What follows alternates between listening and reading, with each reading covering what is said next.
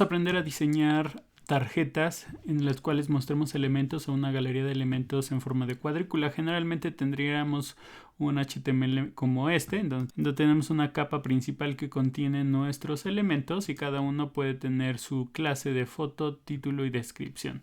Este es el resultado en la derecha y si se fijan tiene el problema de que si bien los elementos sí aparecen como en cuadrícula, no está bien diseñado porque hay un espacio a la derecha y los elementos están muy juntos. Vamos a ver cómo utilizar el espacio para poder ordenar mejor estos elementos. Si se fijan tenemos estas dos propiedades, display en LiveLog y un ancho de 32%, porque si ponemos 33 se desborda. Entonces vamos a quitar estas dos propiedades y vamos a agregar en su contenedor que sea grid y vamos a especificar que haya 3 columnas. Cuando agregamos esas dos propiedades ya nos aparecen los elementos perfectamente cubriendo todo el espacio. Ahora nosotros vamos a darle un espacio entre cada elemento para que no se vean tan amontonados. Le doy un gap de 10 píxeles y vean que entre los elementos tanto a un lado de otros como arriba y abajo ya hay un espacio. Para completar los espacios que no están apareciendo voy a colocarle un padding a este contenedor. Actualizo y ya tengo perfectamente los espacios tanto alrededor de los elementos como dentro de cada uno de ellos.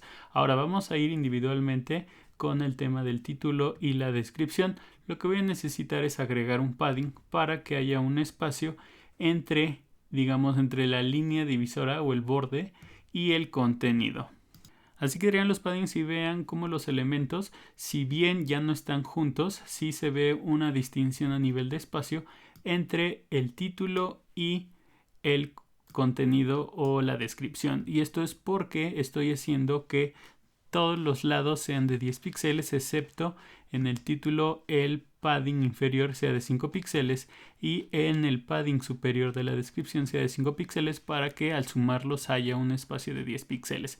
Entonces realmente todos los espacios sumados van a ser 10 píxeles, solamente que estamos dividiendo el superior y el inferior de cada elemento para poder compensar y que no se vea desproporcionado ese espacio.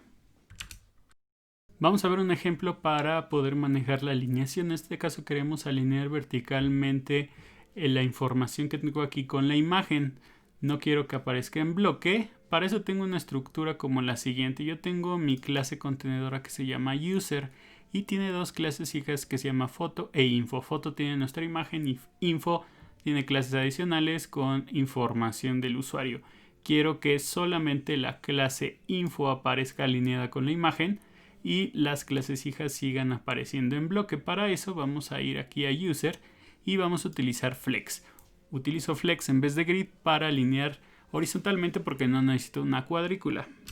Con ese cambio ya queda alineado horizontalmente mi contenido. Ahora yo voy a agregarle a mi capa contenedora un padding para que no se vea amontonado. 10 píxeles, pero la capa de info tiene o está muy junta a nuestra imagen. Entonces vamos a agregarle también 10 píxeles para que se vea uniforme. Con esto ya tenemos alineada esa información. Con eso ya terminamos. Nada más agregaría un detalle de que el título o el nombre esté en negritas. Así sobresale y a lo mejor agregar un espacio en el username, tanto arriba como abajo, para separar los tres elementos de información.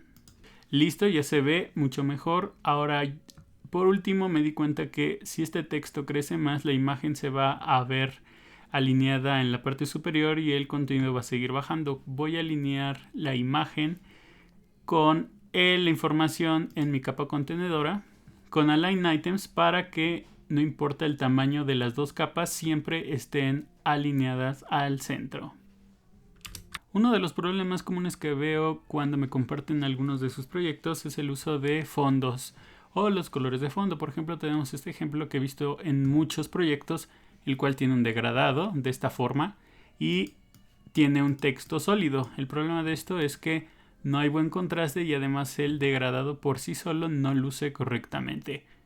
Hay varios principios básicos que puedes seguir para poder configurar correctamente un fondo y un texto. La primera opción y la más sencilla es que tu fondo sea blanco y el texto sea negro. Es el contraste más definido y que a la vista se ve bien. La siguiente opción es tener los colores invertidos, es decir, el color de fondo negro y el texto blanco. Si quieres jugar con colores que no sean blanco y negro, puedes jugar con colores de fondo que sean lo más cercanos a un negro o que sean colores bastante oscuros. No te recomiendo utilizar colores muy brillantes porque eso hace que inmediatamente se pierda el foco en el contenido y más en el fondo. Otra recomendación es que utilices un contenedor adicional para poder tener un fondo blanco con tu texto negro y el color de fondo de toda tu página. Si puedes utilizarla para poder utilizar colores, por ejemplo, más claros o más oscuros, sin perder de vista el contraste. Un problema muy común al manejar sombras es que tendemos a utilizarlas sin darnos cuenta de cuál es el resultado que provoca. Por ejemplo, tengo este box shadow de esparcimiento de 10 píxeles y veo que en el resultado final pues no se nota muy bien la sombra. El color negro hace que se vea muy intensa la sombra, y dos, como no hay mucho espacio entre los elementos, pues no se logra un efecto de sombra, sino que se logra algo pues que no se ve bien. Lo primero es que voy a incrementar el espacio entre cada uno de los elementos para que la sombra respire y se note más que hay sombra entre cada elemento. Si yo le pongo un gap a mi cuadrícula de 25 píxeles, se nota mucho mejor la sombra, pero la sombra como tal sigue estando pues bastante fea. Voy a cambiar ese color negro y le voy a colocar un alfa.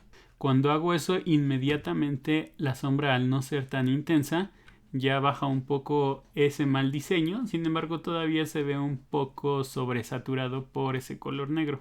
Si yo le bajo a 0.2 de alfa, ya se nota mucho mejor el diseño, porque la sombra levemente se nota. Pero esta sombra que se distribuye uniformemente a todos los lados tampoco es una muy buena idea. Si yo bajo la sombra 3 píxeles, se puede notar la sombra en la parte inferior de mis tarjetas.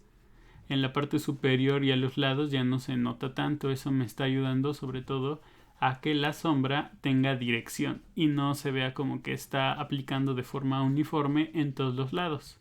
Y por último tengo un ejemplo como el que se muestra en la pantalla, en donde jugué más con el alfa de la sombra, con el espaciado y la dirección, de tal forma que la sombra se ve tenuemente, pero ya no es el mismo ejemplo del inicio, en donde sí se veía sobresaturado y pues no daba una sensación de profundidad que queríamos con la sombra.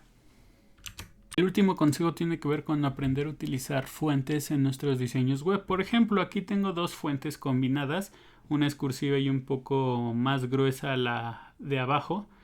El problema de esto pues, es que no combinan y no son muy legibles a la vista.